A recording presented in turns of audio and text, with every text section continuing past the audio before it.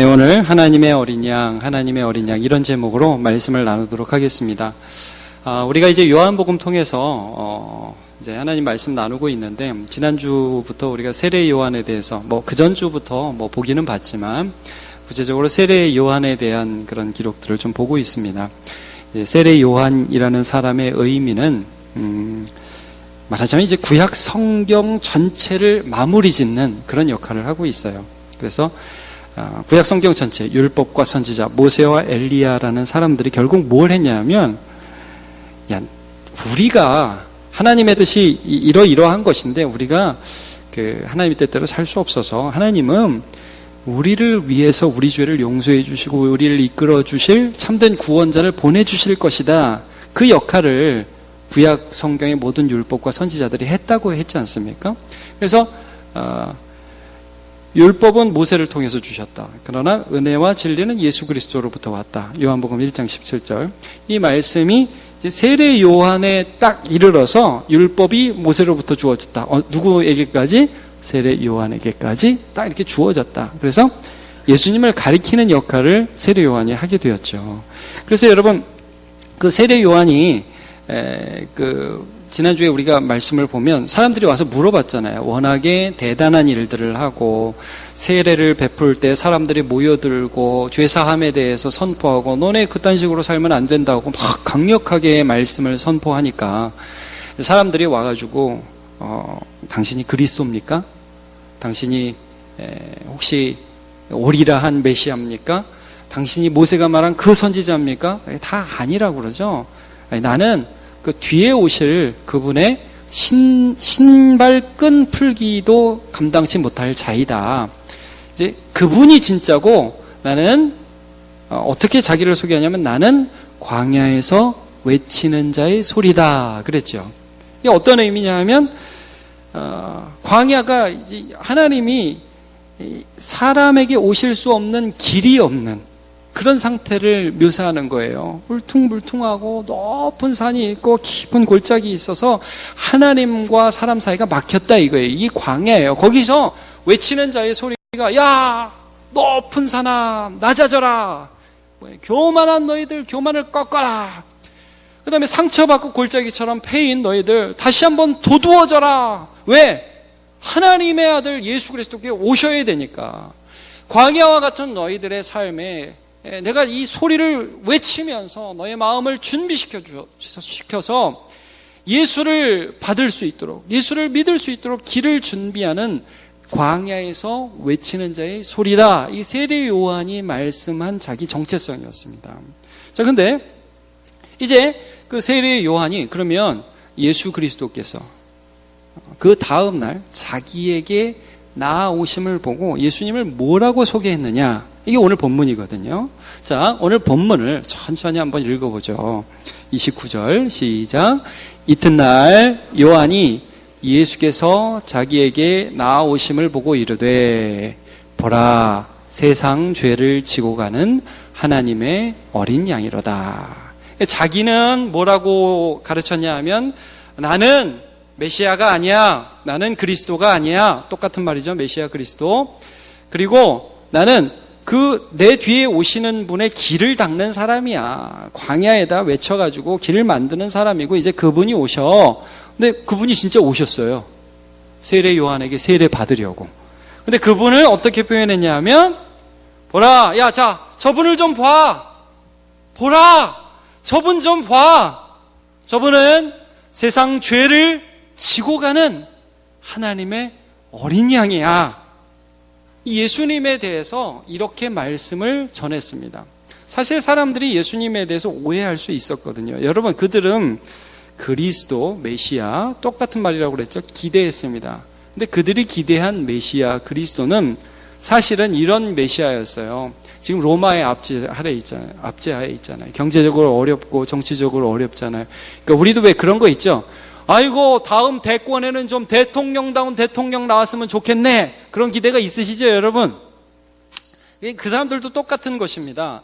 야 세례 요한이 누가 온다고 그랬는데 그 그리스도가 오면 아유 좀 우리나라가 좀 로마도 좀 이겼으면 좋겠고 경제적으로도 좀 대단해져서 옛날 다윗 시대를 좀 회복했으면 참 좋겠다. 이런 기대를 했었어요. 근데 세례 요한이 그런 기대와 전혀 다른 메시아 상을 제시한 것입니다.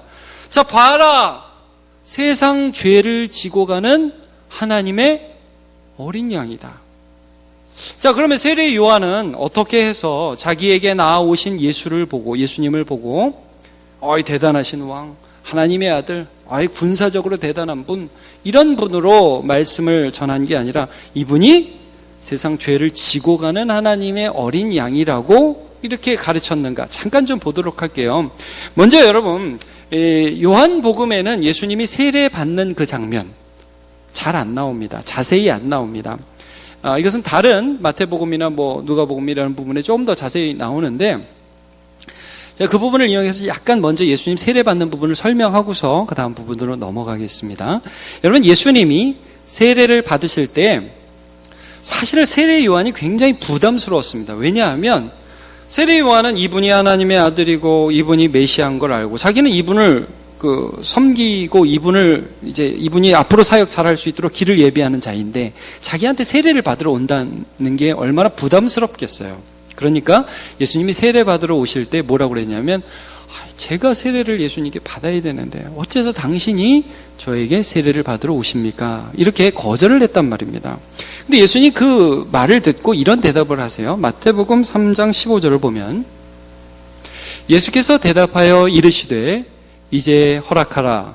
우리가 이와 같이 하여 모든 의를 이루는 것이 합당하니라 하시니 이에 요한이 허락하는지라. 자, 안 돼요, 예수님. 저한테 오시면 안 돼요. 그러니까 세례 요한 씨, 요한 선생, 내가 당신 부담스러운 건 아는데 내가 세례를 받음으로 의를 이루어야 한다. 그러니 세례를 베푸시오.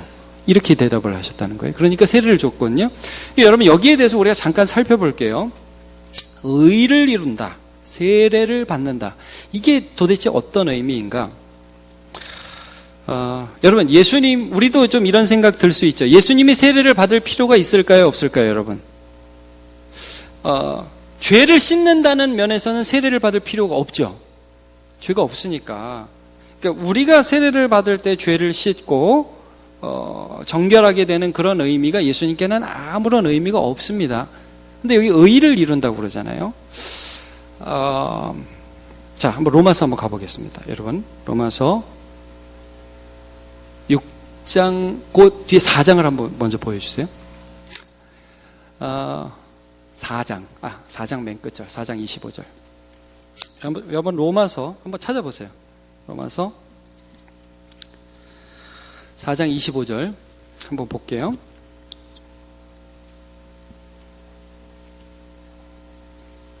자, 같이 읽어볼까요? 시작. 예수는 우리가 범죄한 것 때문에 내줌이 되고 또한 우리를 의롭다 하시기 위하여 살아나셨느니라. 자, 여기 의라는 말씀이 나오죠. 로마서에 여러분 의라는 말씀 굉장히 많이 나오는 거 기억하시죠? 기억 안 나세요? 찾은 김에 한번 1장 17절도 한번 찾아보세요. 1장 17절, 16절, 17절입니다. 죄송합니다. 로마서 찾으신 김에 1장 17절 말씀 한번 같이 읽어볼게요. 시작. 복음에는 하나님의 의가 나타나서 믿음으로 믿음에 이르게 하나니 기록된 바 오직 의인은 믿음으로 말미암아 살리라 함과 같으니라. 복음에는 하나님의 의로우심이 나타났대요. 의를 이루신대요. 예수님이 이 땅에 오셔서 죽는 데는 하나님의 의가 나타난다고 말씀을 하고 있고요. 자, 좀 전에 읽었던 4장 20절도 보면 우리가 범죄한 것 때문에 예수님이 내줌이 되셨다라고 말씀을 하죠. 자, 그리고 우리가 범죄한 것 때문에 예수님이 살아난 것 때문에 우리가 의롭다함을 얻게 되었다고 이렇게 말씀하고 있죠. 그러니까 예수님이 죽고 산 게 어떤 의미가 있어요? 우리의 범죄에 대한 심판과 우리의 의로움이 이루어진 거죠, 여러분. 그렇죠. 근데 여러분, 여기서 우리가 잘 따라오십시오. 이 부분만 넘어가면 됩니다. 예수님이 죽었는데 왜 우리 죄가 용서받아요?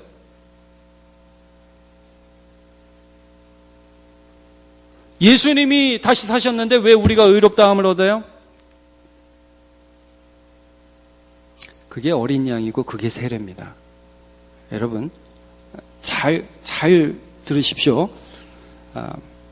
예수님이 세례를 받으신 건 우리의 대표가 되겠다는 의미입니다. 아시겠죠? 자, 6장으로 한번 가세요. 로마서 6장. 로마서 6장 3절을 보시면요.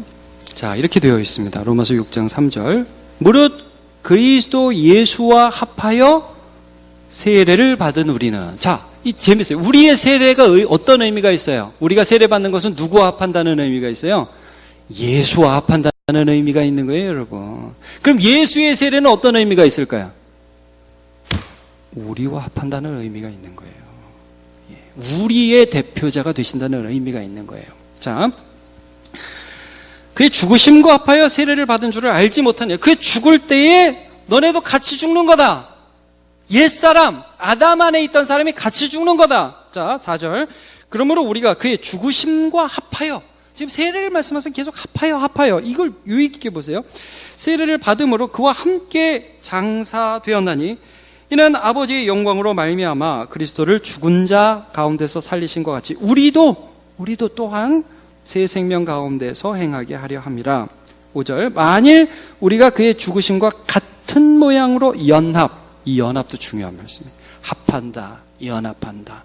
예수와 내가 하나가 된다. 자, 다시 한번 말씀. 이게 세례고 이게 어린 양입니다.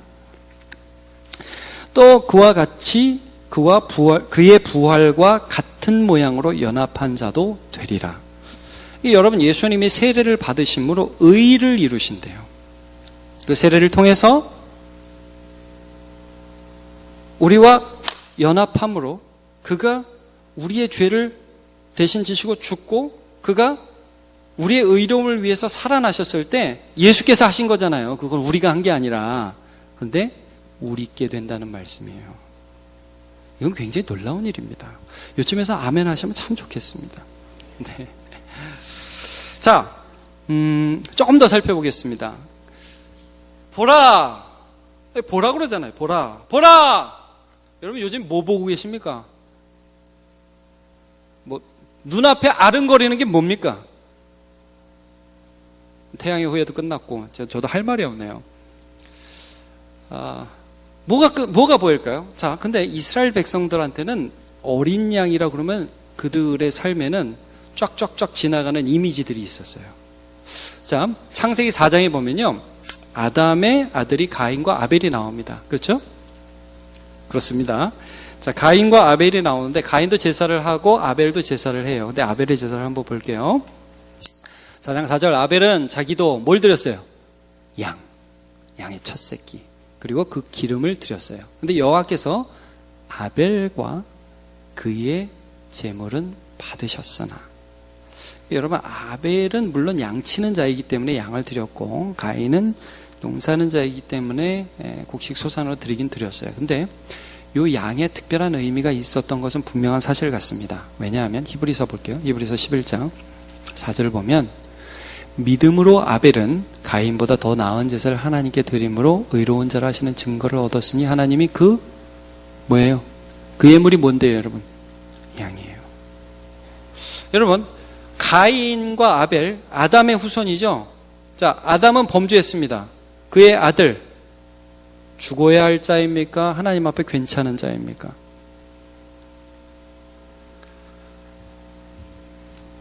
여러분, 가인과 아벨은 죄 때문에 죽어야 할 자입니다. 그가 살 수 있는 이유는 어린 양 예수 때문입니다. 조금 더 가볼게요. 아브라함, 창세기 22장. 조금 이따 보여주세요. 조금 이따가. 창세기 22장을 보면 하나님이 아브라함에게 100세 때 아들 이삭을 주시고 나서 정말 생뚱맞게 그 아들 달라 그래요. 여러분 한번 물어볼게요. 얼마나 이삭이 이쁘겠어요. 좀 100세에 낳는데 노년에 난 우리 60, 70대 손자들만 봐도 손녀들만 봐도 그렇게 좋은데 100세 때 아들을 봤으니까 얼마나 이뻐요. 근데 여러분, 내 눈에는 이쁜데 의로우시고 정의로우신 하나님의 눈에 이삭은 죽어야 할 자입니까? 살아야 할 자입니까? 죄송합니다, 여러분. 하나님 앞에 의로운 자는 없습니다. 죽어야 된다 이거예요. 아브라함이 그거 가르쳐주는 거예요. 네 아들 죽어야 되는 게 맞다는 걸 가르쳐 주셔요. 근데 이제 진짜 그래서 죽이려고 데려갔어요. 근데 하나님이 진짜 죽이려고 그런 건 아니었고 그가 어떤 존재인지를 알려주시는 거죠. 가는 과정에서 아들 이삭이 아버지에게 뭐라고 물어보죠? 아버지, 저 번제할 불도 있고 뭐 칼도 있고 뭐 나무도 있는데 아니 번제해 드릴 어린 양은 어디 있습니까? 아버지가 뭐라고 대답하는지 한번 볼게요. 아브라함이 같이 보죠. 시작.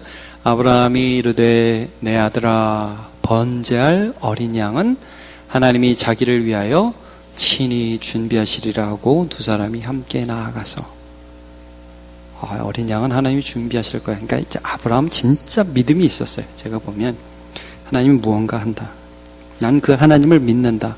딱 갔어요. 진짜 자기 아들 잡으려고 칼을 들었는데 하늘에서 소리가 들리죠. 아브라함아, 아브라함아, 그 아이에게 손을 대지 말아라. 네가 나를 이렇게 경외하니까 너에게 믿음이 있으니까 내가 너에게 복 주겠다. 네가 진짜 나를 경외하는지 이제 알겠다. 그리고 뒤를 딱 보니까 뭐가 있어요?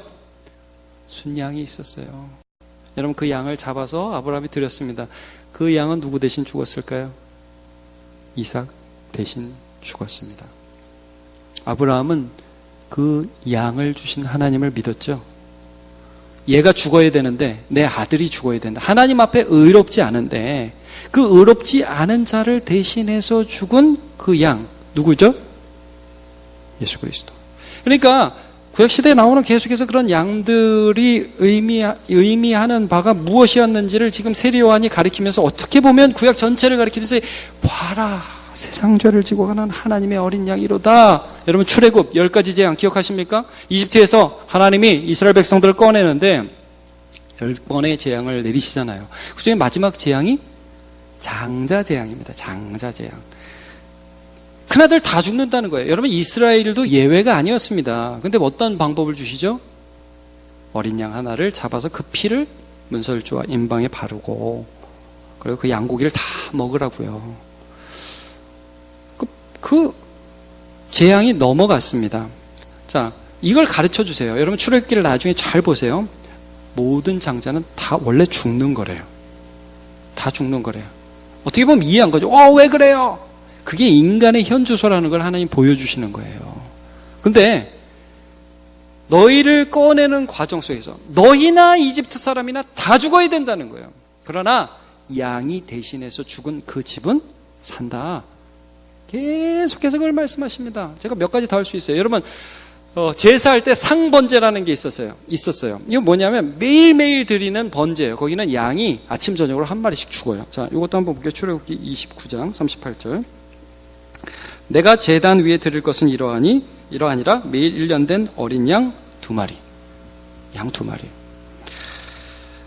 하도 많아가지고 준비한 건 많은데 제가 몇 가지만 간단하게 또 하겠습니다. 여러분 7월 10일은 유대인에게 대속죄일이에요. 욤 키퍼라고 그래가지고 아주 대속죄일. 그래서 그날은 지성소에 대제사장이 1년에 한 번 들어가거든요. 근데 또 재밌는 일을 밖에서 하나 해요. 그건 뭐냐면 염소 2마리를 가지고 제비를 뽑습니다. 그래서 한 마리는 번제로 죽여버려요. 근데 한 마리는 직접 죽이지 않아요. 굉장히 독특한 의식을 해요. 아사셀을 위한 염소라고 하는데 그 염소를 딱 뽑은 다음에 이렇게 해요. 자, 출애굽기 레위기 16장 21절을 보면 아론은 그의 두 손으로 살아있는 염소의 머리에 안수하여 이스라엘 자손의 모든 불의와 그 모든 죄를 아뢰고. 자, 여러분 제가 이것도 말씀드렸죠. 구약 성경에 있어서 안수는 복 내린다. 아이고 양아 미안해 불쌍해. 그게 아니라 내 죄를 밀어 넣는다는 의미입니다. 자, 어린 양의 의미하고 똑같아요. 동일시하는 거, 합하는 거, 연합하는 거 이거예요. 자, 그 범한 모든 죄를 아뢰고 그 죄를 염소의 머리에 두어 미리 정한 사람이 맡겨 광야로 보낸다. 22절. 염소가 그들의 모든 불의를 어떻게 하고 치고 세상 죄를 치고 접근하기 어려운 땅에 이르거든 그는 그 염소를 광야에 넣을지니라. 그러니까 그들은요, 이스라엘 백성들 항상 그걸 봤어요. 양이 내 대신 죽는 거. 염소가 죄를 지고 가서 죽는 거예요. 그 염소는 결코 돌아오면 안 되는 염소였어요. 실제 역사에서 그 몇몇 염소가 돌아왔거든요. 그래가지고 이스라엘 백성들 어떻게 했냐면 나중에 낭떠러지에다 밀어버렸어요. 돌아오지 말라고. 왜냐하면 내 죄를 지고 죽어야 되니까. 근데 지금 요한이 무슨 그림을 그려주고 있는 거냐면, 야, 너네는 왕을 바라고, 너네는 오늘 좀 건강했으면 좋겠고, 너네는 좀 오늘 내 자녀 좀 잘 됐으면 좋겠고, 너네는 좀 오늘 행복했으면 좋겠어? 너네들이 바라는 메시아가 그런 거야? 하나님이 주시기 원하시는 메시아가 누군지 알아? 그 메시아는 세상 죄를 지고 가는 하나님의 어린 양이야.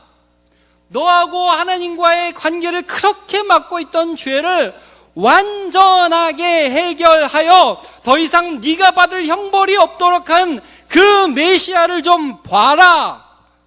여러분, 이사야 53장에 그 메시아의 상이 어떻게 나옵니까? 우리는 다 양 같아서 그릇 행하여 각기 제 길로 갔거늘 여호와께서는 우리 모두의 죄악을 그에게 엎으셨다 이 말이에요. 엎으셨다, 담당시키셨다. 5절에 그가 찔림은 우리의 허물 때문이요, 그가 상함은 우리의 죄악 때문이다. 그가 징계를 받음으로 우리는 평화를 누리고 그가 채찍에 맞음으로 우리는 나음을 받았도다. 그러니까 여러분, 세례라는 것이 예수님께 어떤 의미였는지 좀 아시겠죠? 그것은 우리의 대표가 돼서 우리의 죄를 뒤집어 쓰신다는 의미예요. 여러분, 그래서 요한을 통해서 세례를 받지만 항상 그 물세례는 상징이라는 걸 여러분 기억하십시오. 진짜 세례는 또 진실 세례의 실체가 있어요. 우리에게는 그래서 이제 우리가 1년에 2번 이렇게 물세례를 받지만, 여러분 그 세례를 받기 전에 이 물세례는 표고요, 성령의 세례를 여러분 받으시는 거예요. 그럼 예수님은 어디에서 세례를 받으셨죠? 제가 한번 물어볼게요. 여러분, 예수님은 어디서 세례를 받으셨죠? 요단강에서? 네, 맞죠. 그럼 물세례고, 진짜 세례는 십자가에서 받으신 겁니다. 자, 우리 한번 누가복음 12장 50절을 한번 볼게요. 나는, 예수님 말씀입니다, 받을 세례가 있으니 그것이 이루어지기까지 나의 답답함이 어떠하겠느냐. 예수님이 이미 요단강에서 세례 요한에게 세례 받았습니다. 그런데 받을 세례가 있다. 누가복음 12장 한번 여러분 찾아보시기 바랍니다. 죄송합니다. 한번 찾아봅시다. 누가복음 12장. 요한복음 바로 앞이 누가복음입니다. 요한복음 바로 앞이 12장 50절 49절을 한번 보세요. 49절. 내가 찾으셨습니까? 천이 아니라 115쪽이네요. 제 성경으로는. 자, 누가복음 12장 49절을 보면 예수님이 이런 말씀하세요. 내가 불을 던지러 왔다. 심판하러 왔다는 거예요, 여러분.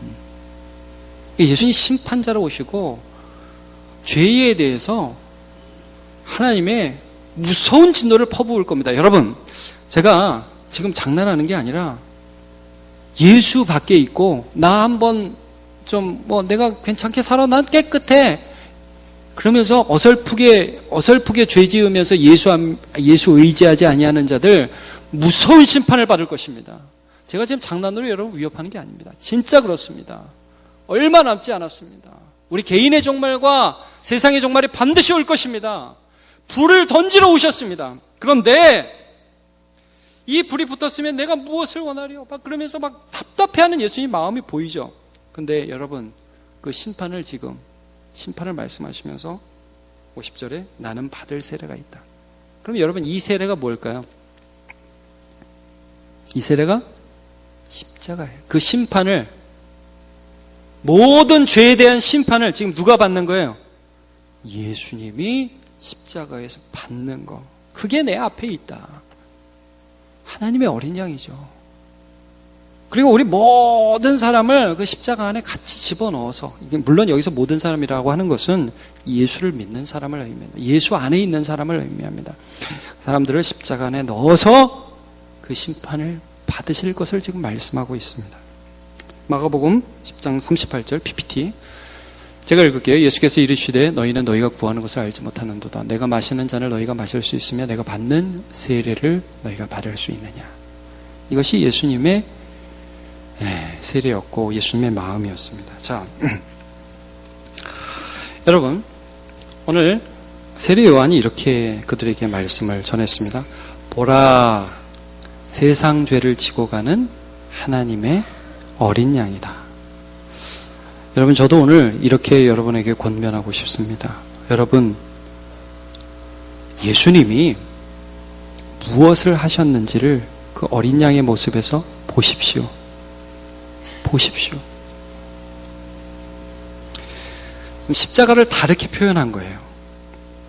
그 구약에 수많은 죽어갔던 어린 양, 걔 때문에 내가 살았거든요. 예수님을 딱 보면서 세례 요한이, 야, 너네 무슨 허상, 막 돈, 막 대단한 거, 막 욕망, 이런 걸 보지 말고 세상 죄를 지고 간 하나님의 어린 양을 좀 봐라. 여러분, 제가 자꾸 봐라 그러는데 이거 보면 우리의 생각이 완전히 달라집니다. 왜 달라지느냐? 그 안에서 나는 완전히 딴 존재인데. 여러분, 우리는 세상 죄를 지고 가신 하나님의 어린 양, 죽으신 예수 그리스도만 보는 게 아니라 그 죽으신 하나님의 어린 양이 살아나신 어린 양, 그 어린 양을 보는 거예요. 그 안에서 우리와 하나님 아버지와의 관계가 완전히 바뀌었어요. 완전히. 제가 제자반 하면서 우리 집사님들과 그런 얘기를 좀 했어요. 집사님들, 하나님이 예수 안에서 우리의 모든 죄를 용서하셨음을 믿으시지요? 그러니까, 아멘. 그러면 하나님은 우리 안에서 죄를 전혀 보지 못하시지요? 아멘. 정말이죠? 그러니까 아멘이 조금 작아지더라고요. 정말 집사님 안에 있는 죄를 하나님이 정말 안 보세요? 소리를 더 지릅니까? 아멘인가? 점점 헷갈리기 시작해요. 그럼 여러분 한번 물어볼게요. 여러분, 하나님이 우리의 모든 죄를 용서하신 것을 믿으시죠?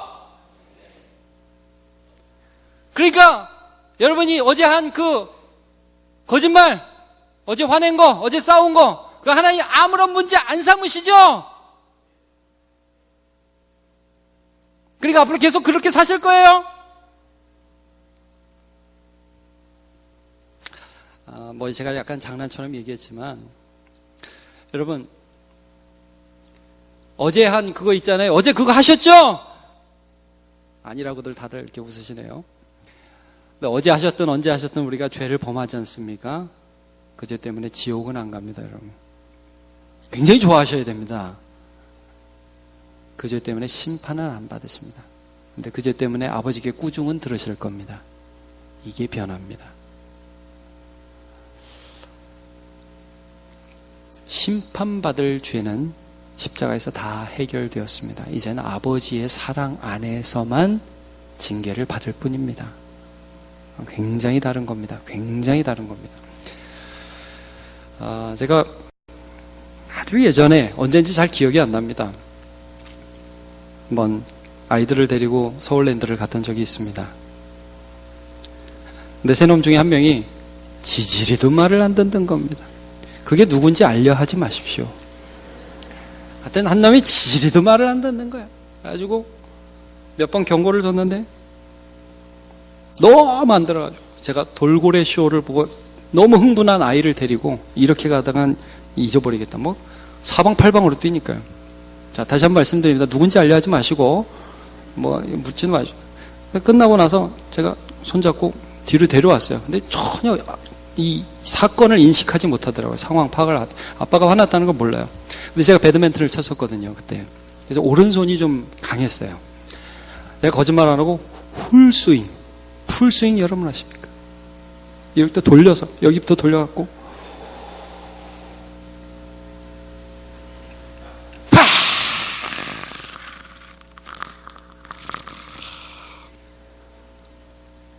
그렇게 3번을 돌려쳤습니다, 제가.